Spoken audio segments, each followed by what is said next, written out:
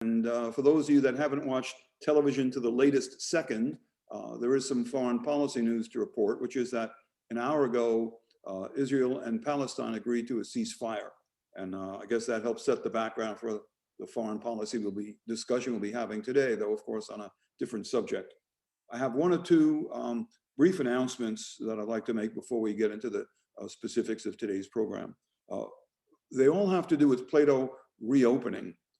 Plato is preparing to reopen in the fall. That's the semester beginning in the last week of August. Now, preparing to reopen doesn't mean committed to reopen. We have not yet made the final decision as to whether or not to reopen. However, in order to be able to reopen, should we want to do so that close to September, we need to have a preparation in advance, and that is why we are working now to prepare. So preparation, we probably will open in September, not definite, depends on what other things happen between now, but it is the probability. Second thing I want to make clear is that when Plato reopens, attendance at in-person events is not mandatory. Zoom will continue, and people will have a choice as to whether they want to be on Zoom or attend in person. And people who don't want to be vaccinated, people who may have immune issues, immunity system issues, and medically should not be vaccinated, or people who live very far away from Plato and it's impractical for them to attend in person, they can all sign up for the Zoom classes that will be offered.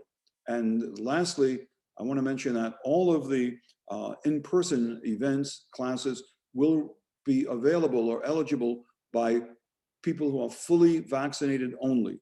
The definition of fully vaccinated, of course, is well established. It's 2 weeks after the last vaccination shot.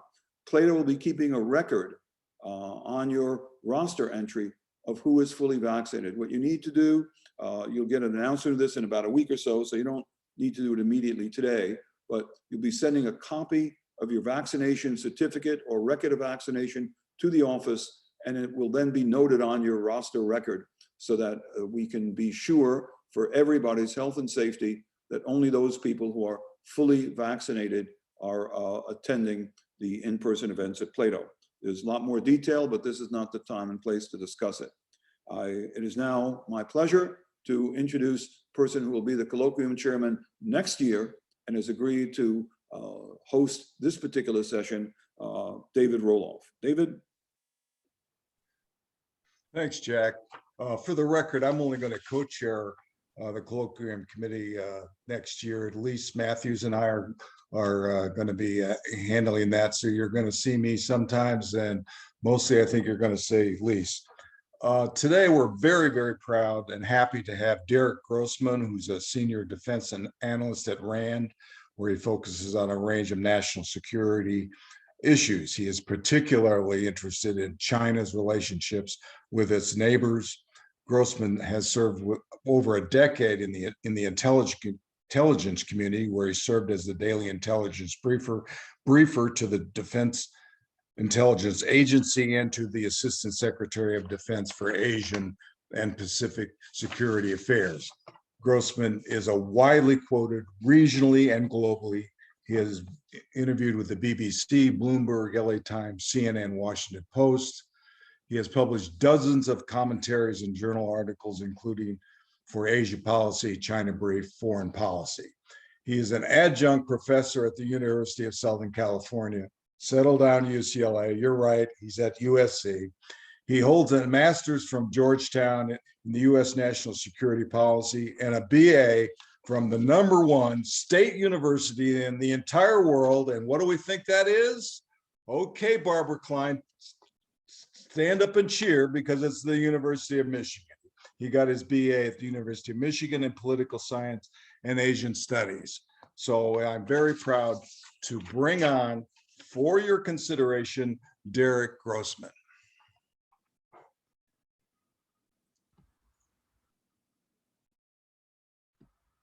Okay, well, thank you for that wonderful introduction, David, and go blue.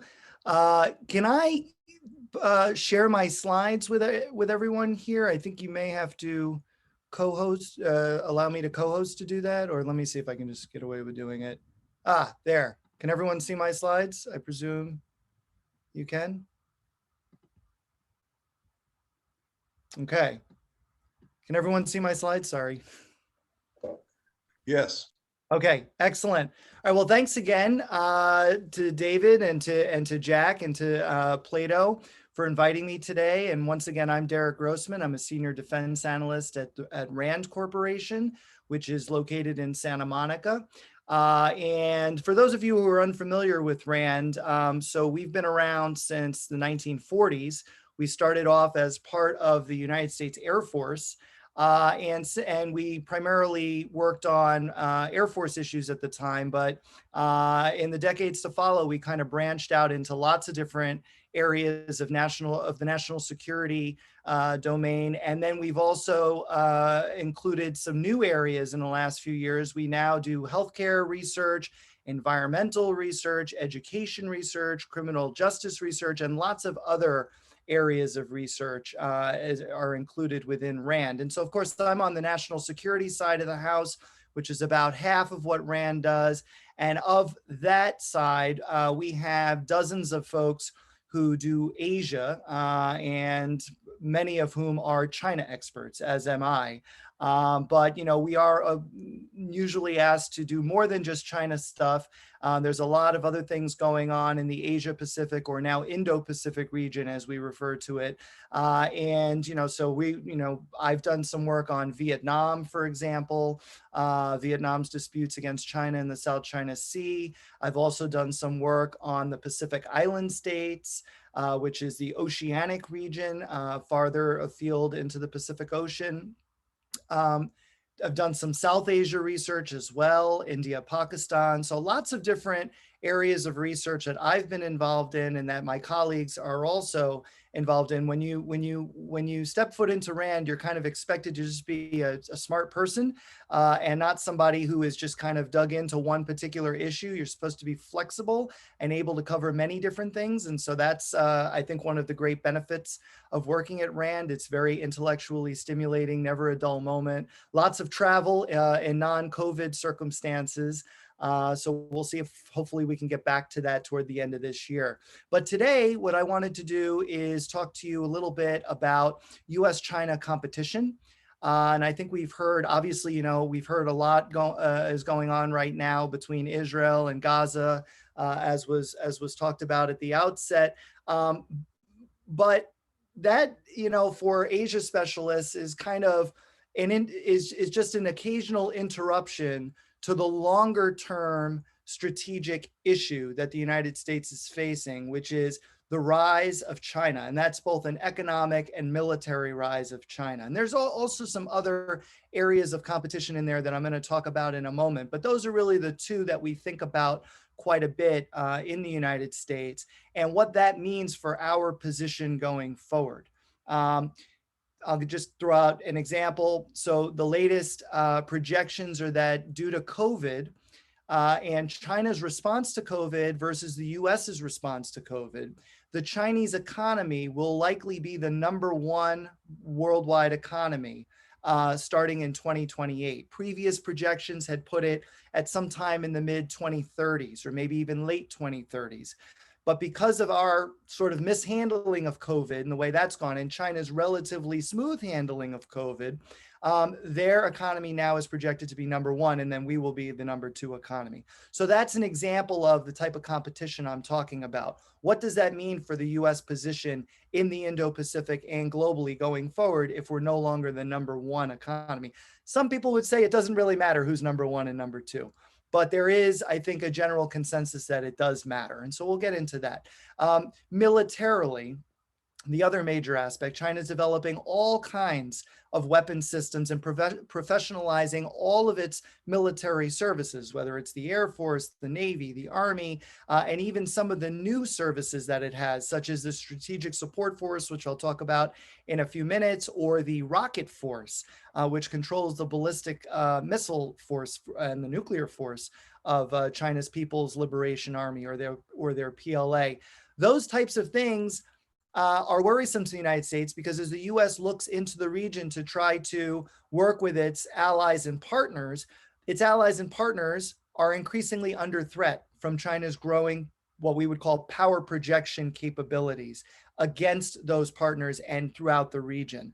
So we'll get into that as well. But that's sort of just that's sort of a broad brushstroke of what I want to talk about. But again, there are other areas of the competition.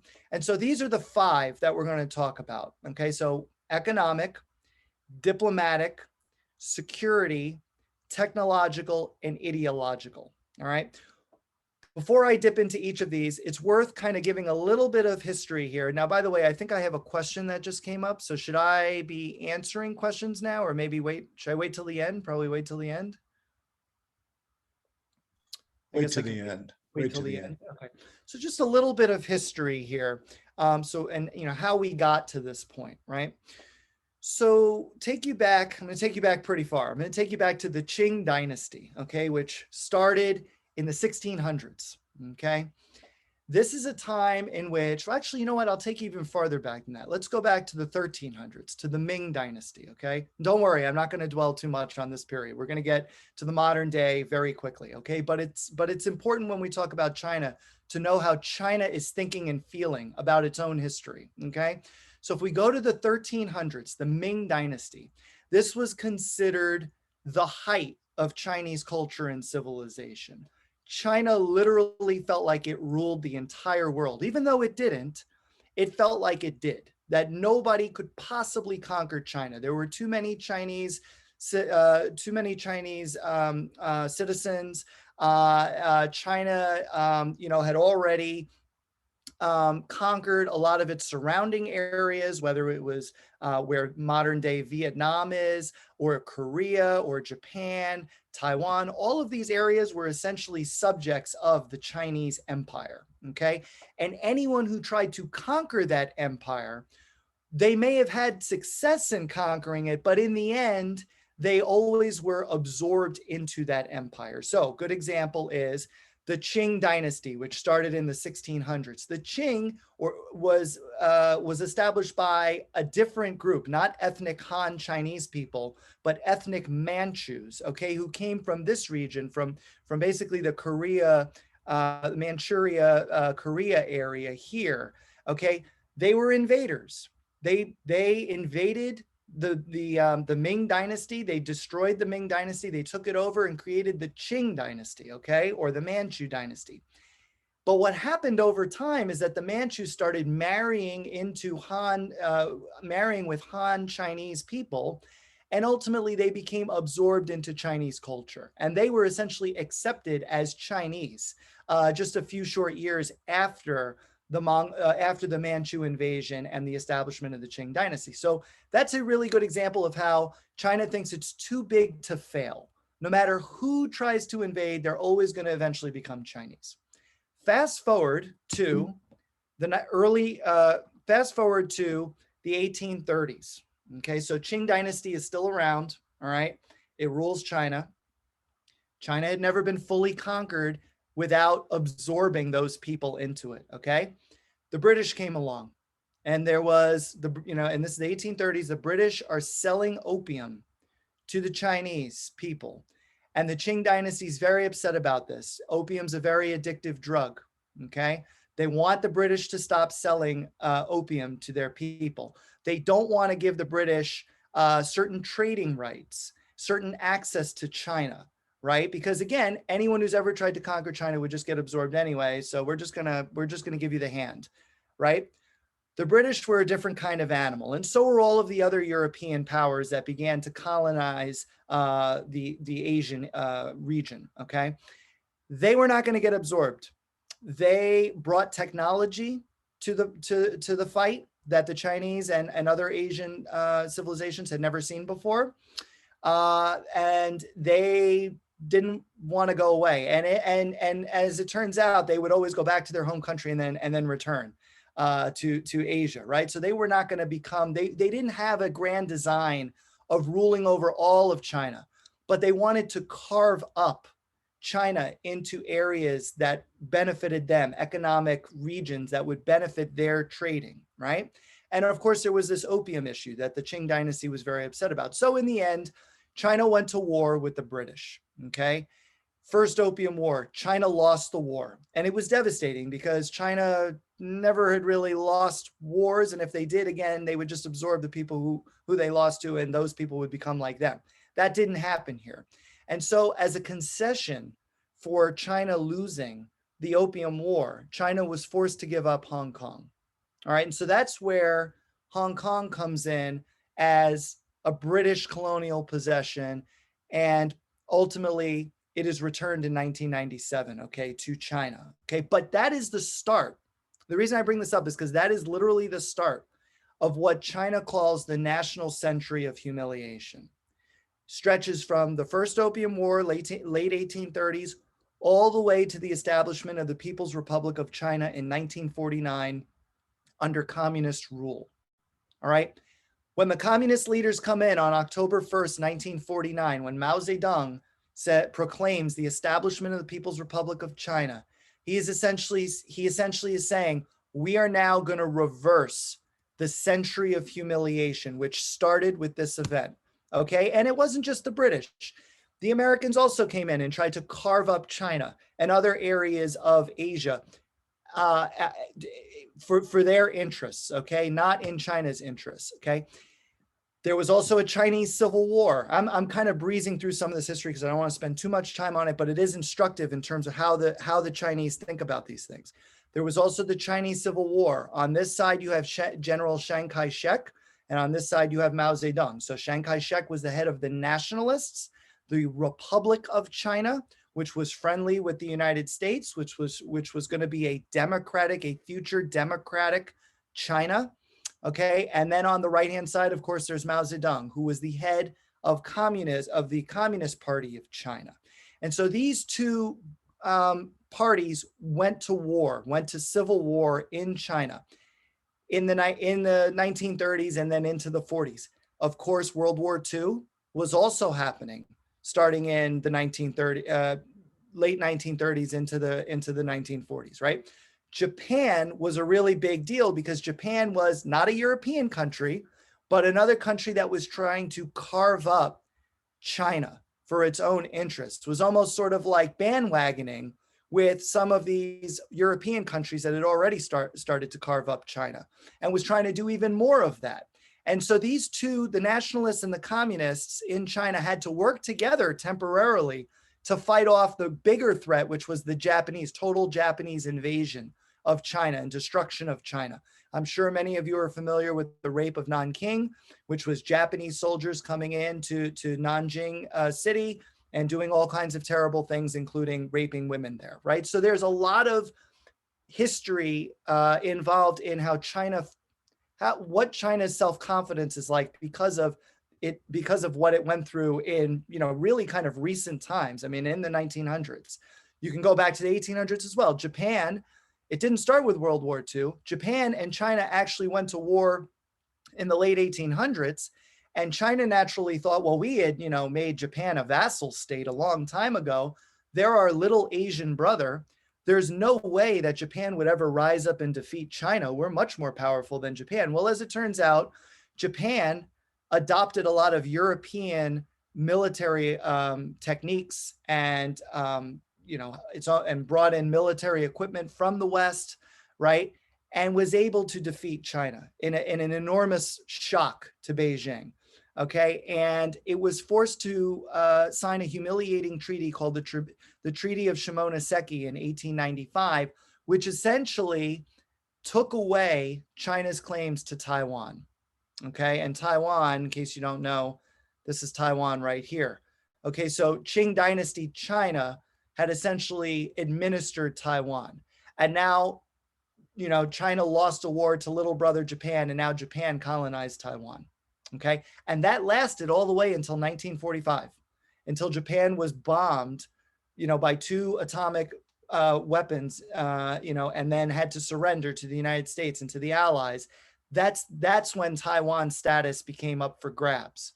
Okay, but for 50 whole years, Japan had colonized Taiwan. So I don't want to give the impression that it was just European powers. Japan was also a huge concern because it was essentially bandwagoning with European powers and taking their sort of colonialism an imperialistic approach to the region. Okay. So again, when Mao Zedong proclaims the founding of the People's Republic of China in 1949, that's a really big deal because now's the time to try to reverse that century of humiliation. And so I mentioned Hong Kong in 1997 reverts back to China. And it's very interesting how that happened. So the British and the Chinese began discussions about this in the 1980s. They signed what was called the Sino-British Joint Declaration in 1984, which essentially said, Great Britain will return Hong Kong to China starting in 1997. And for a period of 50 years, Hong Kong will not become another communist Chinese city. It will maintain a separate political and economic system. So it's the so-called one country, two systems arrangement. One country being Hong Kong is going to be part of China. It recognizes that it is part of China, okay? But the two systems is the communist system and then the capitalist/democratic system in Hong Kong will be maintained for a period of up to 50 years. All right, so what does that mean? Do the math, 1997 plus 50 years, so that's 2047, right? 2047, all bets are off. Hong Kong is, they're either gonna renew one country, two systems for an unspecified time period, or Hong Kong just becomes another communist city, okay? But what have we seen in the last few years? Hong Kong protests or riots from China's perspective, right? And China has done things to Hong Kong that have severely warped, or even I would argue, has broken the one country, two systems approach. China has essentially made Hong Kong, or tried to make Hong Kong, into a communist city much earlier than 2047, all right?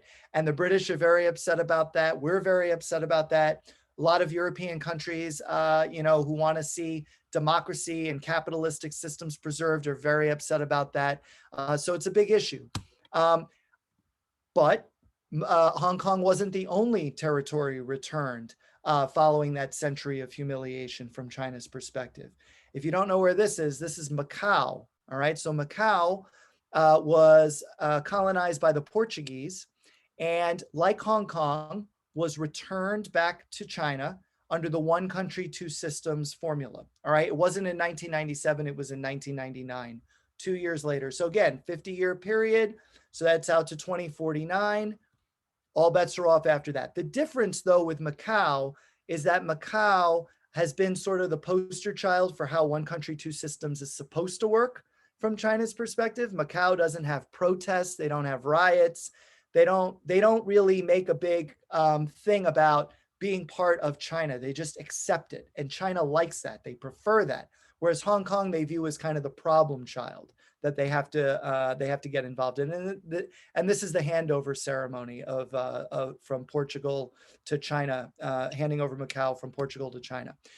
So now that brings us to the present, right? And if you don't know who this man is, he is Chinese President Xi Jinping. He rose to power in 2012, and he's still in power today in China, okay? Xi Jinping, most commentators, I think, would agree with me in saying that he is the most powerful Chinese leader since Mao. When he says jump, everyone says how high, all right? And that comes with a lot of problems, all right? Because China, I'm not saying that before Xi Jinping, China was heading toward democracy. It certainly was not, okay? But it was, I think, much more of a consensus-driven model among the top leadership. And so sometimes when, certain controversial issues would come up, especially involving the United States, sometimes the US would get a positive result from China. Under Xi Jinping and Xi Jinping only is the one who's making the final decision. And he really, really, really believes and has internalized the national century of humiliation, okay? He is a student of Chinese literature, all right? Dating back to the Ming Dynasty and even before, all right? But he has actually said that the Ming Dynasty was the height of Chinese empire and the height of Chinese power. And he wants to return China to those glory days of old, all right? So when you look at how the US, and this is, you see Chinese dream here, right? His Chinese dream, you could read the text for yourself, or I could send the slides later, but basically his Chinese dream is that, and it sounds very benign here, right? We want to lift up all the Chinese people. We want to bring benefits to everybody, right? We want a renewal of the Chinese nation. Sounds like great stuff on the surface. But when you dig deeper, it's really kind of a revisionist viewpoint, all right? And when you look at the US national security strategy under the Trump administration from December 2017, we don't have one yet under the Biden administration. We'll see what they come out with. All right, but at least in the for the time being, the last national security strategy that the US authored talked about China in very, very negative terms, primarily because of what I just said. China is viewed as a revisionist power. China wants to recoup lost territory, all right? Taiwan is a really big issue, and we'll talk about that in a minute, because Taiwan is still not within communist China's fold, okay? They've already recouped Hong Kong. They've already recouped Macau, all right? But there's a lot of concerns about the South China Sea, all right? Because Chinese fishermen dating back again, Ming Dynasty and before, had traditionally fished in those areas. And so now that's a big area of dispute. East China Sea is another one, which is disputed with Japan. So we'll talk about this in a minute. So let me move on. But to try to recoup those lost territories and sort of recoup China's lost and embarrassed image from that national century of humiliation is a really, really big deal for Xi Jinping and for the Chinese state. So let me get into these different areas of competition with the United States. So the first is economic. And I already mentioned how China is going to most likely surpass the United States as the world's first largest economy as early as 2028. Okay, and there's there's a lot of angst in the US about this. What does that mean for us? We're supposed to be the number one economy. And by the way, Japan had been the number two economy for many, many years. China number three. China in the last few years leapfrogged Japan to become number two. All right, so they're sort of narrowing the gap, and we're already at number one. There's nowhere else we can go. So we either need to try to maintain our pace, otherwise we will be overtaken by them. If you look throughout the Indo-Pacific region, pretty much every country, I think every country in the region, their number one trading partner is China, not the United States, okay? And I mean overall trade, imports and exports. You're gonna find some examples where the US leads in exports or the US leads in imports, right? And China is number two, but I'm talking about overall trade. China is the number one trading partner for virtually, if not every country in the Indo-Pacific region, all right? That comes with a lot of influence. If you are the number one trading partner for another country, you can do a lot of damage to them if they don't do what you want. I'll give you an example. The United States deployed what was called the Terminal High Altitude Defense System, or the THAAD system, okay, to South Korea in 2016, 2017 timeframe, all right? That system, it's a missile defense system that was designed to intercept incoming North Korean ballistic missiles. The Chinese didn't believe for a minute that that was about North Korea. They thought it was about them, all right? And they thought it would degrade their ability to attack the United States with missiles. So they told South Korea, they said, look, if you go forward with this, we're going to do a lot of damage to you. And we're a much bigger country. We're much stronger than you. Trust us, it's not going to work out well for you in the end. Don't go forward with it. South Korea decided that it was in South Korea's national security interest to deploy THAAD. So they did. And so China decided to tried to cripple South Korea's economy. They targeted specific sectors of the South Korean economy, tourism. There's a very well-known department store in South Korea called Lotte. It's all over the place there, all right?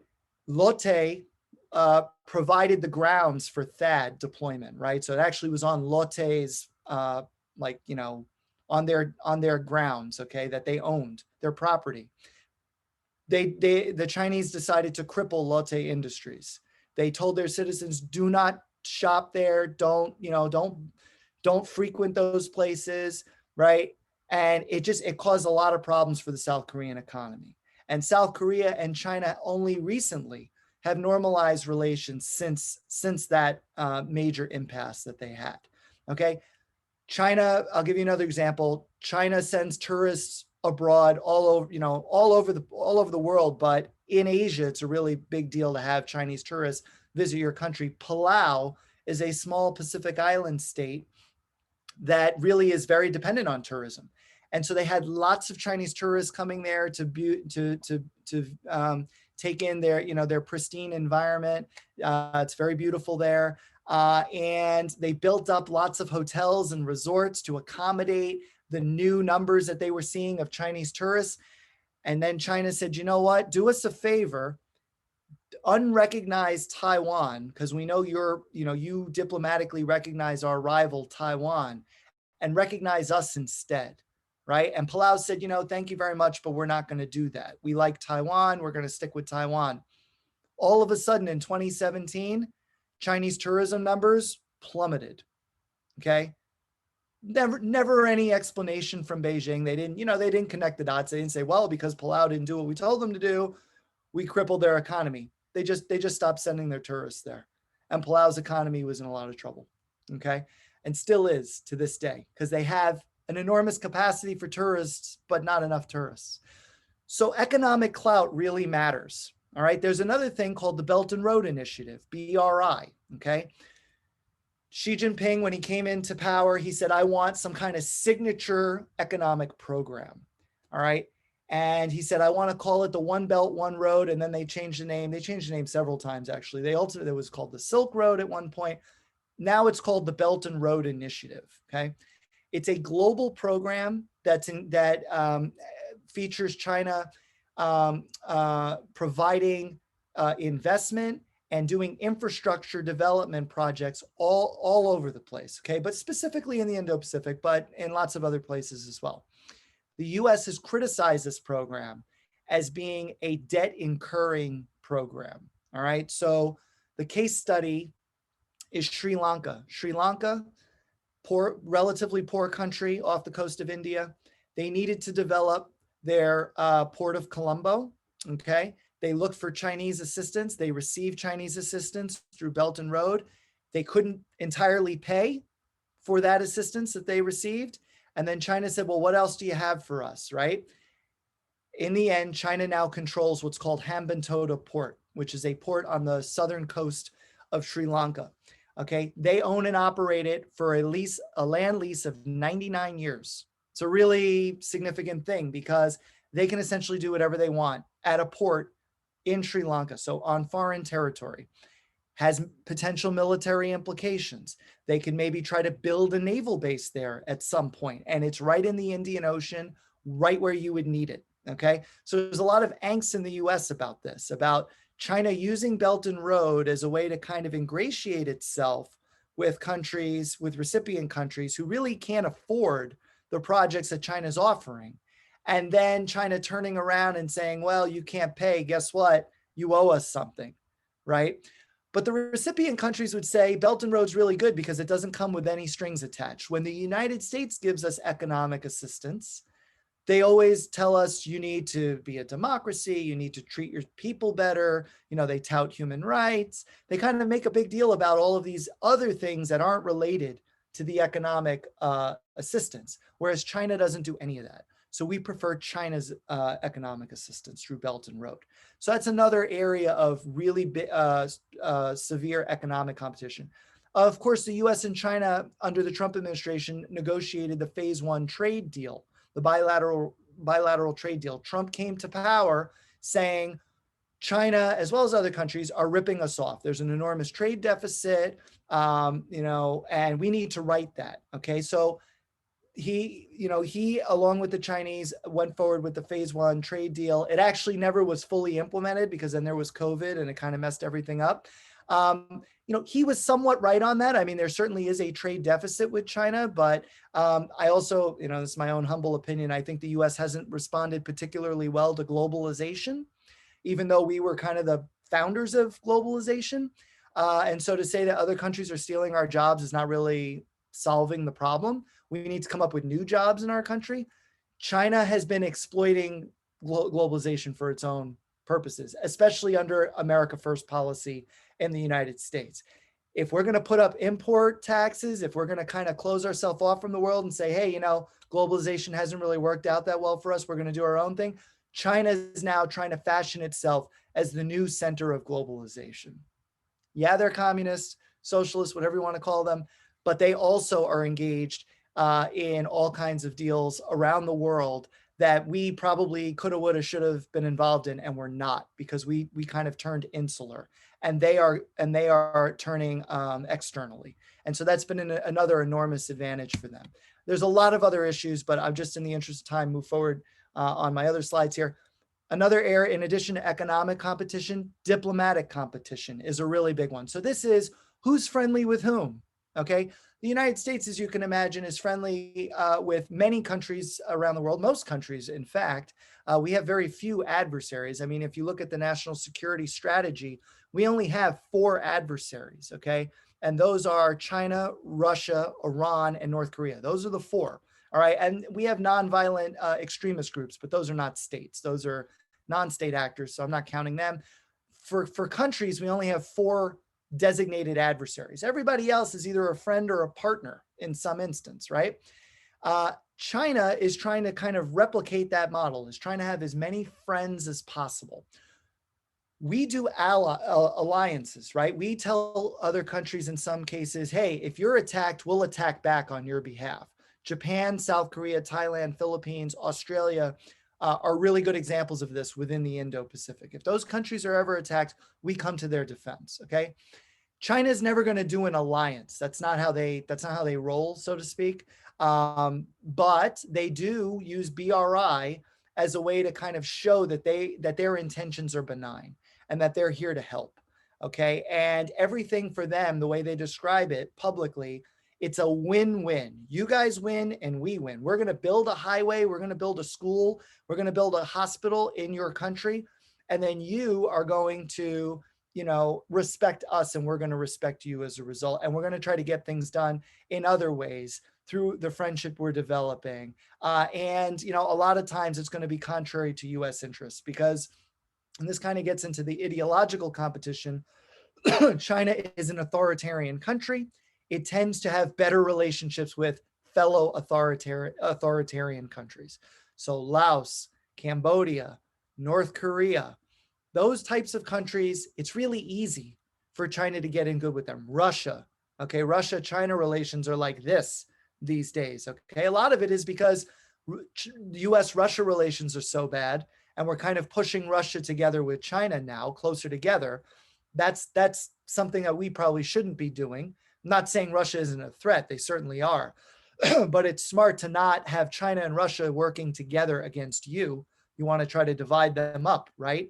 When Nixon went to China in 1972, part of it was to mess up the Soviet Union's relationship with China, all right? So there is kind of that dynamic involved. But in this case, China is trying to get its friends lining up behind it, and we're trying to get our friends lining up behind us.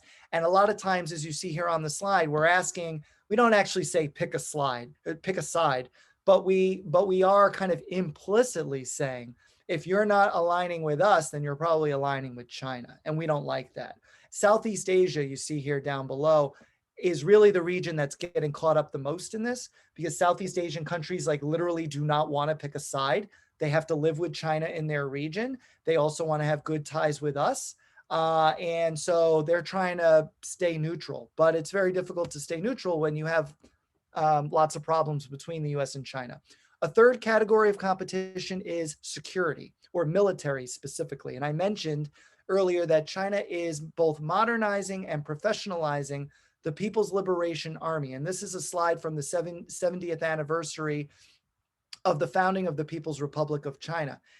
They have military parades every, I think it's every year, but definitely every 10 years to commemorate the founding of the People's Republic of China. They want to show strength. They want to show, following that national century of humiliation, we are now a force to be reckoned with. And they're doing all kinds of things to modernize. So they're modernizing their army, their Navy, and you see the Navy here, their Air Force. They also now have their PLA Rocket Force, or PLARF, terrible acronym, okay, but their PLARF controls the nuclear weapons as well as their ballistic missiles. And then their People's Liberation Army Strategic Support Force, which is their PLASF, again, a terrible acronym, which is essentially a centralization of information operations. China believes that if it can control information against an adversary in a future war, parenthetically the United States, then it can win that war, or it would have a much better chance of winning that war. Now, let me talk very briefly about Taiwan. So I put this map up to be intentionally provocative. Taiwan province, this is how China views Taiwan. Taiwan is a renegade province of China. They've always been a part of China. They think they're not a part of China, and that's wrong. And we're going to do something about it if they do not listen to us and kowtow to us, literally, okay? Taiwan, just again, to give you just a little bit of history, remember I talked about Chiang Kai-shek and Mao Zedong during the Chinese Civil War. Of course, Mao and the communists won the Civil War, so Chiang Kai-shek had to flee China, otherwise he was going to get killed. So he fled to Taiwan. And Taiwan is where the modern day Republic of China, which is what was supposed to be the democratic China, okay, that's where it resides today. Don't kid yourself. The nationalist China, the Republic of China, when it was first established on Taiwan, was actually an authoritarian regime for many decades. And it committed atrocities against the local Taiwanese population there.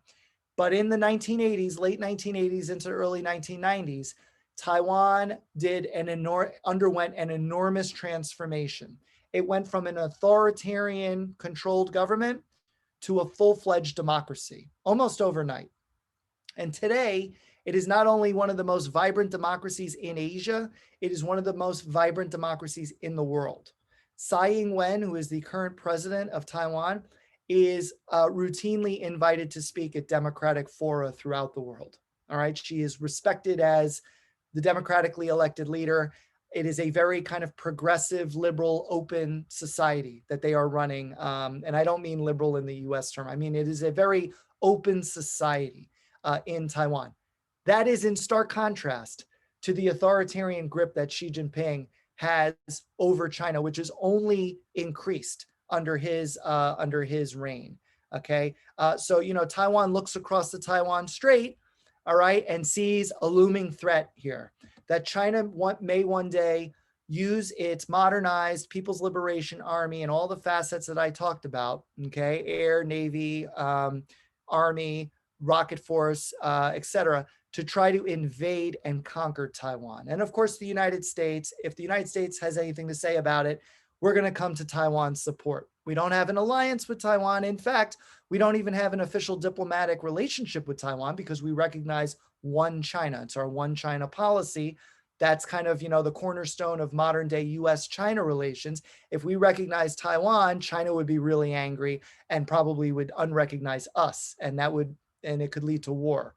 So we have a one China policy. We don't officially recognize Taiwan, but unofficially, we have very close relations and actually deepening relations with Taiwan to defend Taiwan if ever needed. Okay. And so again, this is China kind of flexing its muscles. I'm going to go past this in the interest of time. Just suffice it to say that another security issue that I follow very closely is the South China Sea. This right here is the 9-dash line, even though it's many more than 9 dashes. In this map, it's typically 9 dashes. This is just to show China's claimed territorial waters. They claim this based on historical territorial rights, again, dating back to the Ming Dynasty and earlier. This is where Chinese fishermen always fished. This is our region, but according to international law and norms of behavior, it's not their region, okay? Because you could see here, UNCLOS, and this stands for the United Nations Convention for the Law of the Sea. These blue dots are the counterclaimants. So Vietnam actually has this area where it has exclusive economic privileges. In other words, drilling for gas and oil and fishing and those types of things, right? But China's saying, no, this is where our line is. And so you can see there's a dispute here between China and Vietnam. There's also a dispute between China and the Philippines. The Philippines line is over here. Okay, this is according to international law and norms of behavior. China's saying, no, actually our line is over here. So you don't even have, you don't have exclusive access to this area. Same thing with Brunei. Brunei's area is right here. China's saying, nope, this is where our line is. And Malaysia too. Malaysia's saying this is where our line is, right over here. China's saying, nope, our line goes right through where your area is, okay? So that's kind of, and there's a lot more to it than that, and I can field additional questions in the Q&A if you're interested, but that's really sort of at the crux of the South China Sea dispute that we hear so much about in the media. China's claiming a vast area. I mean, we're talking like almost 90% of the South China Sea, where about 1/3 of global trade goes through there. All right, they're saying no one can come in here unless we approve of it.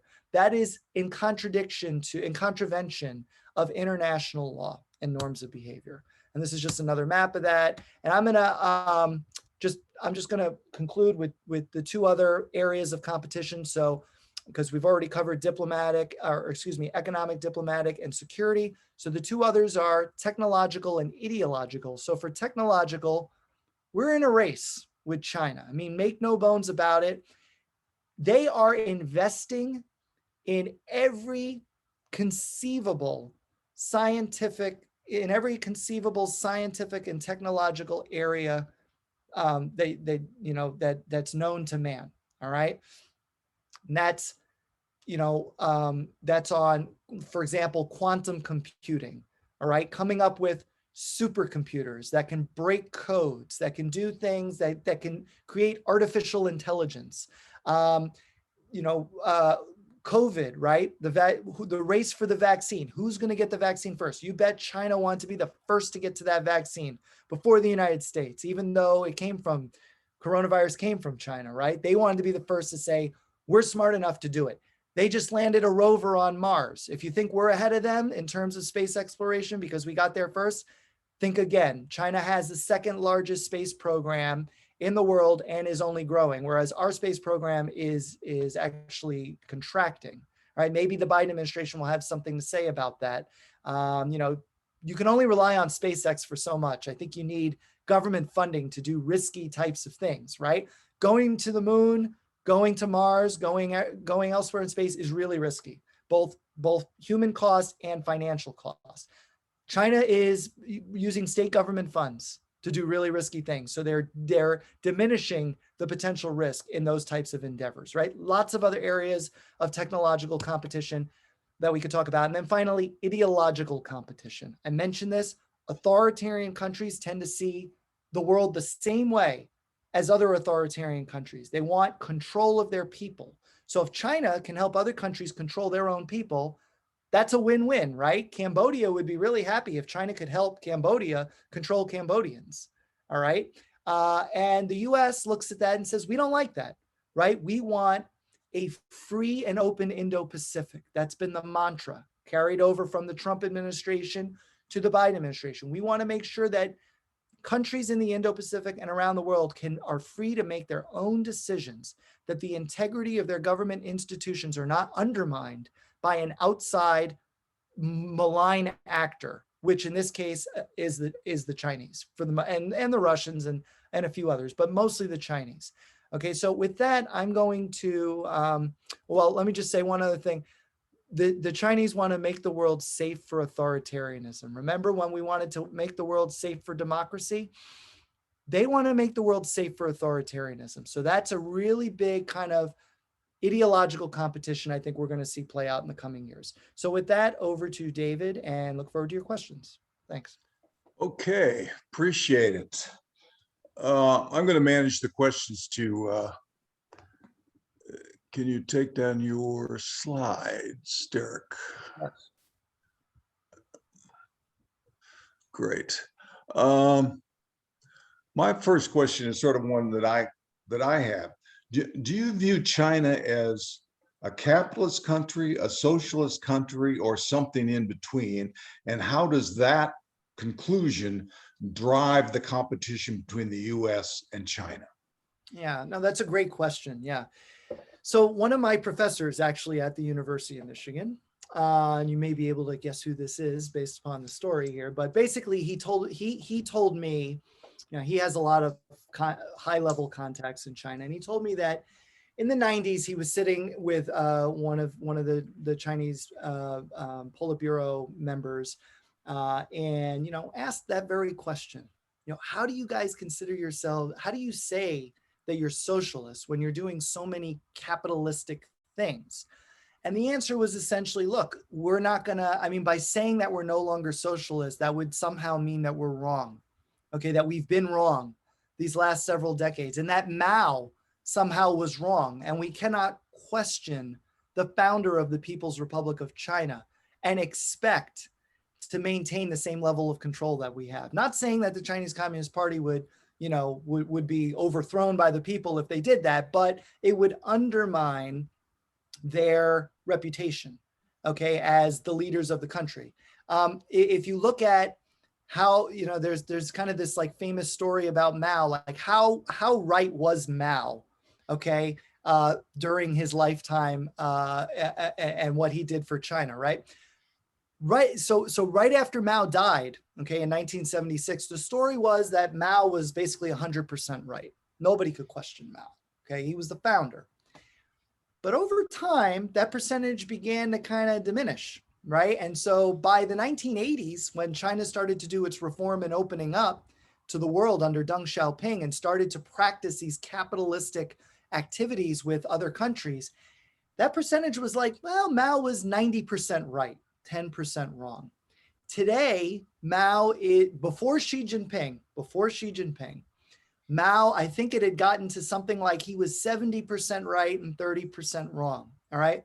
But under Xi Jinping, that's starting to reverse. That never mind the Great Leap Forward and the Cultural Revolution and all the Chinese citizens who died of famine and died of war and died of all of these horrendous calamities that probably could have been prevented, right? Under Mao. Forget about all that. Mao did the right thing in setting up the People's Republic of China, because again, it reverses that national century of humiliation. So to answer your question, David, they're going to keep that socialist or communist banner for the conceivable future, because reversing it would somehow indicate that they're not doing the right thing and that they haven't been doing the right thing for many years. And Xi Jinping really wants to kind of maintain that image of we're on the path toward, and I didn't mention this in my remarks, 2049, which is the 100th anniversary of the founding of the People's Republic of China. Xi Jinping wants to be the guy who says, we got Taiwan back, we have Hong Kong, we have Macau, the entire South China Sea is under our control, we're the #1 economy, my work is done here. I have brought China back from the brink, okay? And it started with Mao and I finished it. Xi Jinping may still be alive by that point, because I've had people say, well, how old would he be, right? He was born in the 1950s. He could be 100 years old, but he would, So what is the constraint internally within the party on Xi Jinping? Who's going to step up and say, Xi, it's time to go? Who are those forces? No one, not as far as I can tell. There may be, this is when we get into, publicly available information versus classified information. Maybe there's something out there in the classified world that talks about, there's this growing movement to try to oust Xi Jinping, but publicly there is nothing that suggests that. And in fact, it's the opposite, that Xi Jinping has only been solidifying his control. The outbreak of COVID made it seem like, well, maybe Xi's got, a really tough time on his hands here. And, maybe this will undermine his power.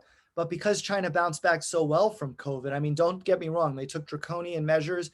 They essentially left people to their deaths in many instances to get rid of COVID. Okay, but they did.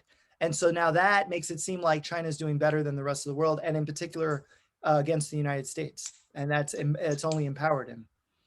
Okay, so when you end this webinar, there's going to be a phone call to you from the Oval Office.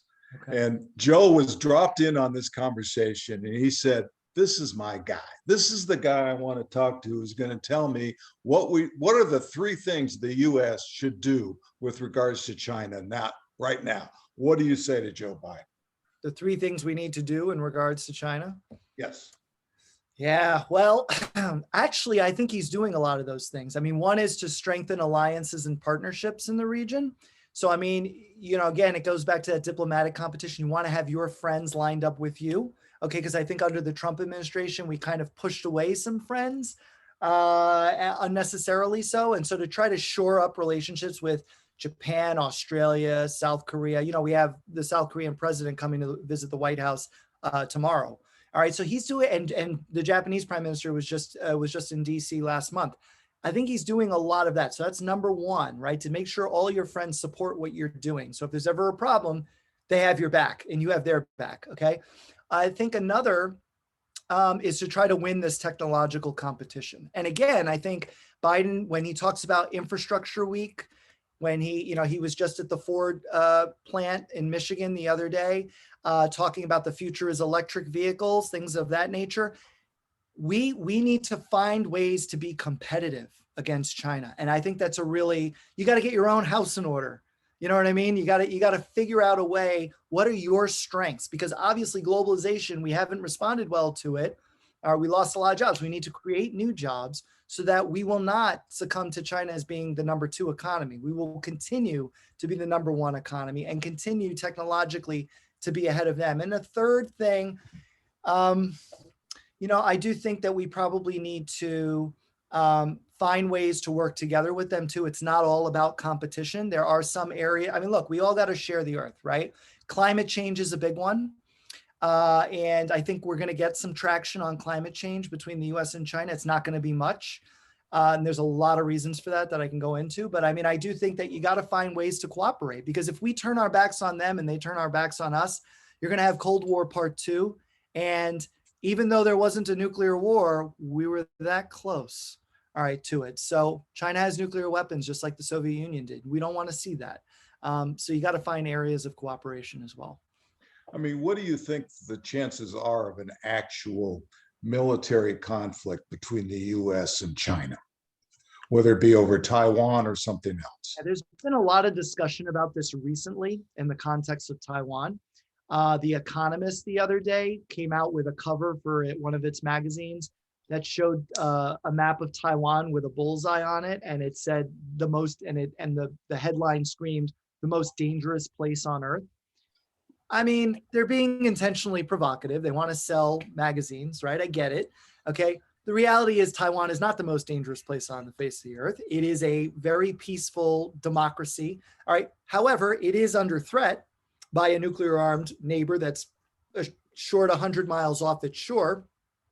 And so it could become the most dangerous place on the face of the earth if we, the United States, don't do the right thing, if China doesn't do the right thing, and if Taiwan itself doesn't do the right thing. And to be honest with you, David, I feel like all 3 of those places, all 3 of those trends are going in the wrong direction. And I don't want to scare anybody or anything like that, but the US is bolstering ties with Taiwan, okay?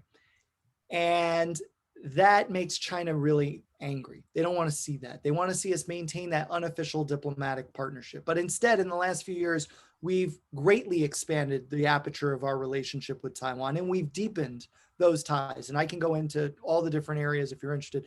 China has become increasingly coercive toward Taiwan, setting the stage for potential miscalculation. They're flying an unprecedented number of warplanes through Taiwan's what's called their Air Defense Identification Zone, or their ADIZ. It's not their airspace, but it's a different area that's part of it's kind of the run up to their airspace. They're flying an unprecedented number of warplanes through that region. That could lead to Taiwan maybe shooting one of those planes down, or vice versa. And that can spiral into a broader war. Taiwan has, in 2024, has an election coming up, and the most likely candidate on the Democratic Progressive Party side, the DPP side, which is Tsai Ing-wen's party, is a man in William Lai, or Lai Ching-te, who has literally said in the past, "I'm a pro-independence worker for Taiwan."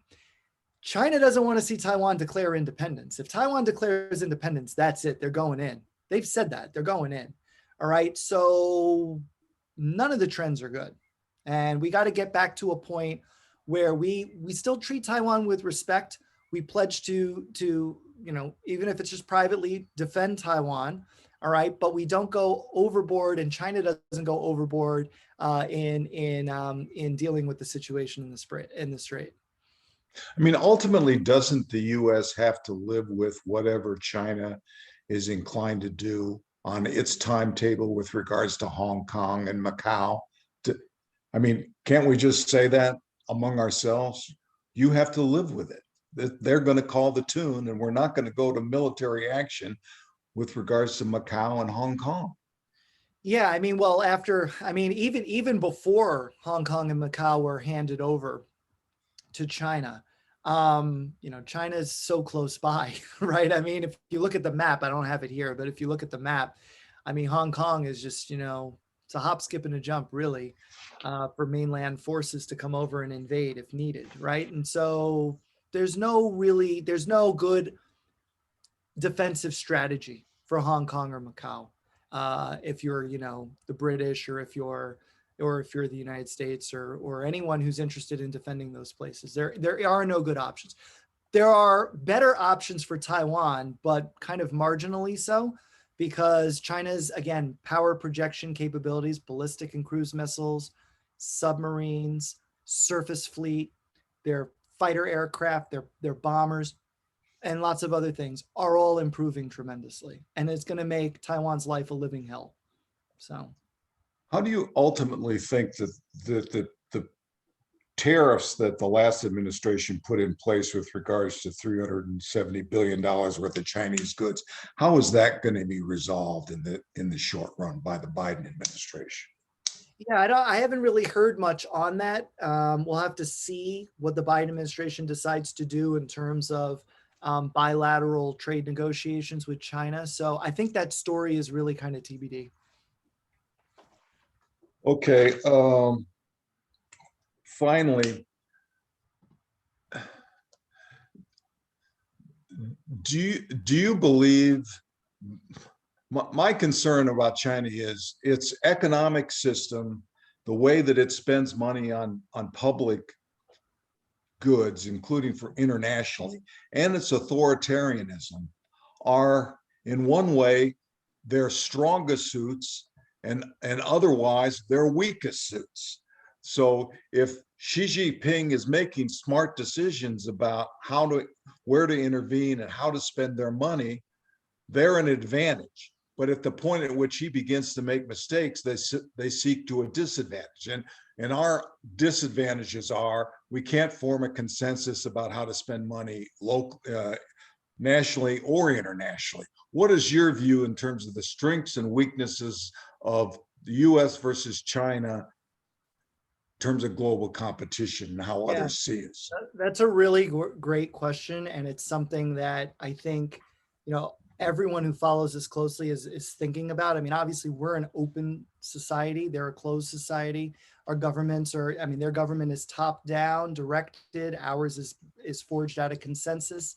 And my answer to that, and I'm not trying to get around your question, but there are pros and cons to each, right? So, I mean, I think that, yeah, if you're Xi Jinping and you can basically direct the entire state apparatus to do what you want, then you can get things done a lot quicker, right? But you're also always kind of like looking over your shoulder because you don't know who's going to try to overthrow you, right?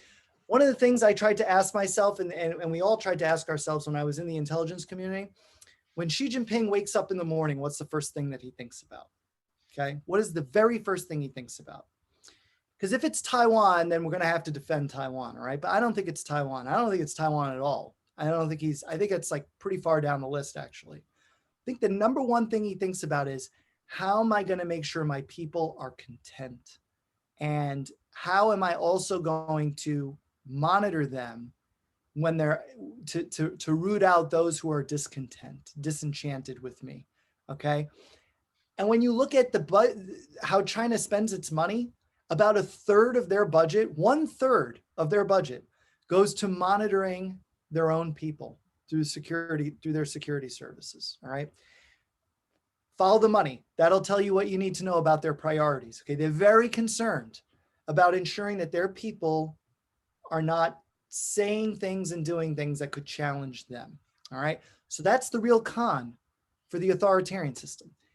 In our open system, I mean, well, now today is different, right? We got to worry about militia groups. We got to worry about an insurrection at the Capitol. I mean, things have changed a lot, unfortunately for us. But America before that, I mean, we weren't worried about those kinds of things, right? And what we were more worried about was, our system is so open that China and others can come here and basically exploit that system. They can collect data on us. They can commit, industrial espionage against us, steal our secrets. And China's done a lot of that. All right. So when we look at, their technological gains, a lot of it, I'm not saying all of it, but a lot of it is due to stealing trade secrets and kind of exploiting not just the US, but other open systems around the world. Okay.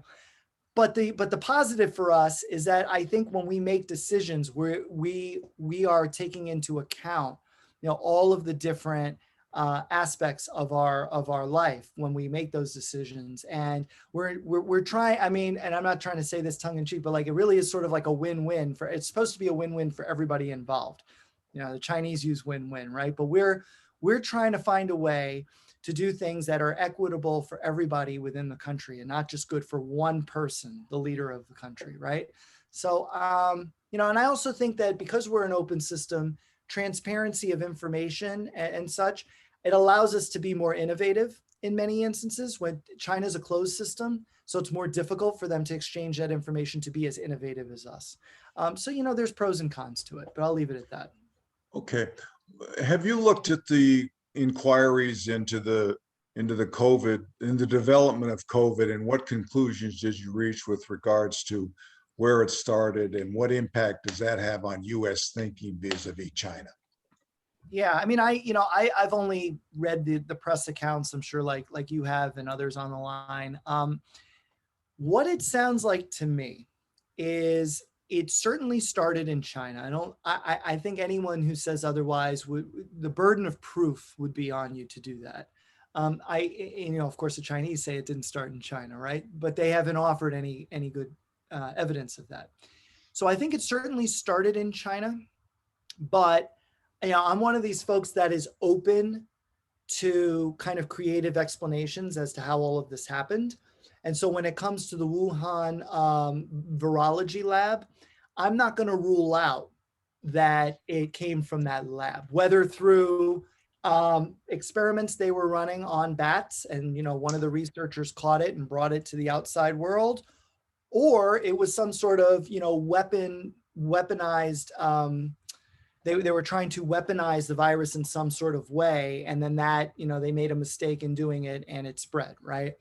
On the weaponization front, I mean, I think that's very unlikely, okay, because pretty much every scientist who's looked at the makeup of the virus has concluded that there were no artificialities within the virus, because to weaponize it, you need to change the way the virus works somewhat, and you would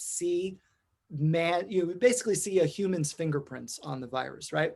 Everyone who's looked at it, who's considered, top-notch scientists, has said there's no evidence of that. So I think it's unlikely, but I'm not going to rule it out because, the Wuhan lab worked on all and still works on all kinds of things. To me, those who automatically discount the idea that it came from the Wuhan lab, whether by accident or through weaponization, I think they need to have a more kind of open mind about that. The more likely scenario is it came from the wet market in Wuhan, right? And so I think that's kind of the conventional line. And I think we all need to kind of wait for more information to come out to come to a final conclusion on it. Okay, this is my final question to you. Would you agree that whether the US is the #1 economy in the world or China is the #1 economy in the world, the leadership of both entities needs to find more ways rather than fewer ways to cooperate and work through issues and problems? Well, wait, say that last part again. I'm sorry. Do you agree that the leadership of both countries needs to seek out more ways to get together to solve international problems? Yeah, I see what you're saying. Yeah. So, and this goes back to, my hope for cooperation in the future between the U.S. and China. I mean, the reality is you can't just turn your backs on each other and expect for global affairs to be normal, okay? Because they wouldn't be. But what are some of those areas of cooperation? I already mentioned climate change. Even though China has significantly degraded its environment, it's polluted its environment, China also is a leader in green technology. They're a leader in solar panel production, lots of other technologies that are considered green technologies, right? So China is certainly interested in climate change and wants to, I think, try to develop a reputation as somebody who's going to help, right, the situation. So I think that's a ripe area for U.S. Chinese cooperation. Another may be on non-proliferation. So, basically weapons going over borders illicitly, falling into the hands of terrorists. I think both China and the United States don't want to see that happen, but there is a little bit of a catch there. The Chinese view the Uyghurs in Xinjiang province out west in the northwestern part of their country as terrorists. And we in the United States are, increasingly talking about the plight of the Uyghurs, who are now essentially in concentration camps in China. And we don't really view them as terrorists, okay? So if China's going to say, we want to prevent terrorists from getting weapons, they're probably going to lump the Uyghurs in there. They may even lump the Tibetans in there. All right, another group that has been subject to cultural genocide by the Chinese Communist Party. And so, you have to kind of worry about that aspect. But when it comes to, ISIS or Al-Qaeda or those types of groups, yeah, I mean, non-proliferation would be a good one, and preventing states too, not just non-state actors, but, full-fledged countries from not receiving weapons that they shouldn't have in their possession. That may be another good area to talk about. I mean, and there's, there are others like Afghanistan, right? We made the decision, but President Biden a couple months ago now, I think, made the decision to withdraw U.S. troops from Afghanistan on September 11th to commemorate the 20th anniversary of 9/11. China has, some serious concerns about what that's going to look like. Afghanistan, a lot of people don't realize this, but Afghanistan actually borders China. It's a very narrow border. I think it's like 90 miles of border, but it's a border nonetheless. And they're worried about chaos in Afghanistan affecting Xinjiang and other parts of China. So communicating with, as the US pulls out of Afghanistan, communicating with the Chinese about what Afghanistan's going to look like, I think builds goodwill. North Korea. Has not been, or China has not been particularly helpful on North Korea. But if we were to kind of strike a deal on something else, all right, and then have them do some more work for us on North Korea, that could work. They kind of view things as very sort of transactional. You scratch our back, we'll scratch your back, right? So we haven't scratched their backs enough in their view for them to do something serious on North Korea. But let's see what happens. Okay, really appreciate your being with us today. We always love bringing in people who know what the heck is going on. So thank you. And we're going to forgive you that you went to the University of Michigan. That's from somebody who went to the University of Wisconsin. But thank you very much. All right. Well, thank you, everyone. Take care. Yeah. Talk soon. Okay, guys. So next month, June 10th, we're going to have Lori Brand, a professor of international relations and Mideast studies at, again, USC, UCLA. People, settle down. You're going to get taken care of sooner or later. She's going to be speaking to the issue of continuities and changes in the Middle East. Now, what in the world could she be talking about? Okay, guys and gals, we'll see you next month. Thanks for being here. Bye-bye.